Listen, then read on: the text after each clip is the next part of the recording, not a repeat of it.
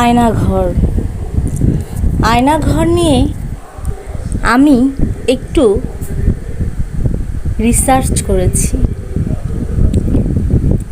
এই আয়নাঘরটা কেন তৈরি হলো? বিএনপি আমলে এমনই একটা ঘর ছিল, তার নাম ছিল হাওয়া ঘর। আর আওয়ামী লীগের আমলে এই ঘরটার নাম দিয়েছে আয়নাঘর। এই আয়নাঘর জুড়ে মানুষের মধ্যে এখন অনেক রহস্য বিরাজ করছে। অনেক, কেউ ষড়যন্ত্র করছে, কেউ অনেক গুজব ছড়াচ্ছে, নানান এক একজনের এক এক মন্তব্য। আমি প্রধানমন্ত্রী যাওয়ার পর থেকে শুরু করে দেশে যা হচ্ছে, আমি রিসার্চ করেছি তাকে নিয়ে অন্তত আধ ঘন্টা। আমার বুঝ হওয়ার পর থেকে আমি তার সম্বন্ধে যতটুকু এই পর্যন্ত জানতে পেরেছি, বুঝতে পেরেছি, হিসেব মিলিয়ে আমি কিছু সংখ্যক উত্তর পেয়েছি, যেগুলো আমি ভিডিওর মাধ্যমে দিব। জানি না বিপদ আপদের আসলে হাত পা নাই, তবে এটা আমার রিসার্চ থেকে আমি আপনাদের সাথে শেয়ার করব।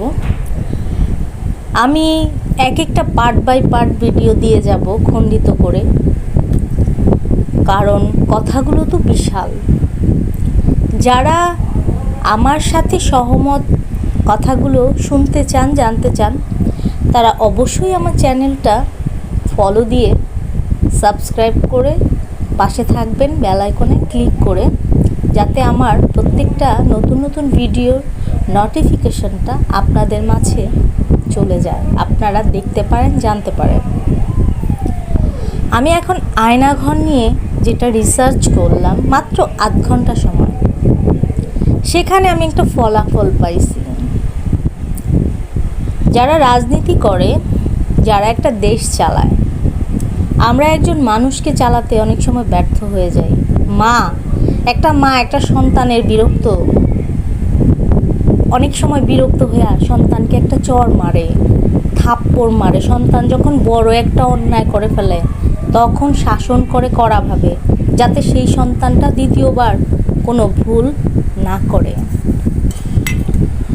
তো একটা দেশ চালানো মুখের কথা না, একটা দেশে 20 কোটির মানুষের ওপরে সেই মানুষগুলা হ্যান্ডেল করার মতো ক্ষমতা সবাই রাখতে পারে না।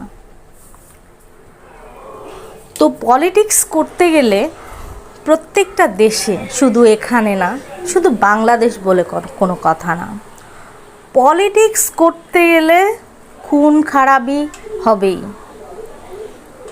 দেশকে বাঁচাতে হলে 2, 4, 10 জনকে খুন করতে হয়, গুম করতে হয়। তো দেশ নিয়ে যে ষড়যন্ত্র করা হয়, এই ষড়যন্ত্র দেশকে বাঁচানোর জন্য অনেক সময় প্রতিটা দেশে একটা করে আয়নাঘর তৈরি করতে হয়। সেই আয়নাঘর থেকে কি সেই আয়নাঘরে কি মানুষকে খুন করা হয়? না, তাদের জিম্মি করে রাখা হয়। যখন দেখা যায় দেশে ষড়যন্ত্রের গন্ধ পাওয়া যাচ্ছে, একটা দেশের রাজা বুঝতে পারে আমার দেশ ধ্বংসের মুখে পড়তে পারে তার মাধ্যমে। যখন দেখবেন আমার ঘরে চুরি হবে, তখন আমি ভাববো আমার আশেপাশের কারো ঘরের কেউ কি আমার ঘরে চুরি করলো, আমার জানাশোনা কেউ। তখন মানুষ সন্দেহের তালিকায় থাকে। তো আমরা মানুষরা সন্দেহ করি বেশি, গুজব ছড়াই বেশি।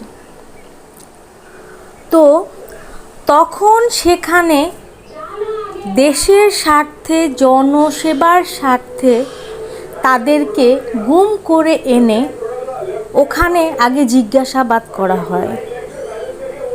যখন কোনো ফলাফল তার মধ্যে পাওয়া না যায়, উনি স্বীকৃত হচ্ছে না, স্বীকারোক্তি দিচ্ছে না, তখন তাকে বন্দি করা হয়।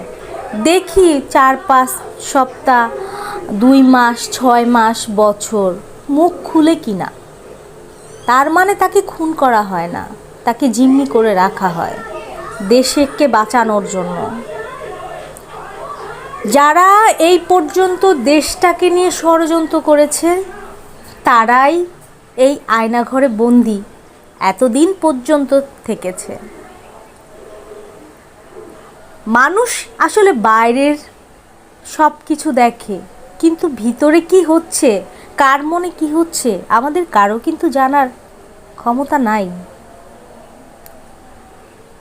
আজ যাদেরকে আমি বন্দি করেছি, হুজুর থেকে শুরু করে, মাওলানা থেকে শুরু করে, সাধারণ সেনাবাহিনী থেকে শুরু করে, পাবলিক থেকে শুরু করে, কিন্তু সব কিন্তু সাধারণ পাবলিকও না, পাবলিকের থেকে উপর লেভেল, তাদেরকে জিম্মি করে আটকে রাখা হয়েছে দেশকে বাঁচানোর জন্য। তারা এত বছর, কেউ 5 বছর, কেউ 2 বছর, কেউ 10 বছর জিম্মি, শুধু আমার দেশের ষড়যন্ত্রকে রক্ষা করার জন্য, দেশকে বাঁচানোর জন্য। এখানে এই আয়নাঘরে কাউকে খুন করা হয়নি, গুম করা হয়েছে দেশের স্বার্থে, জনগণের স্বার্থে। আমি ঠিক এতটুকুই রিসার্চ করে পেয়েছি। হয়তো এটা নিয়ে রিসার্চ করলে হয়তো আরও কিছু বেরিয়ে আসবে।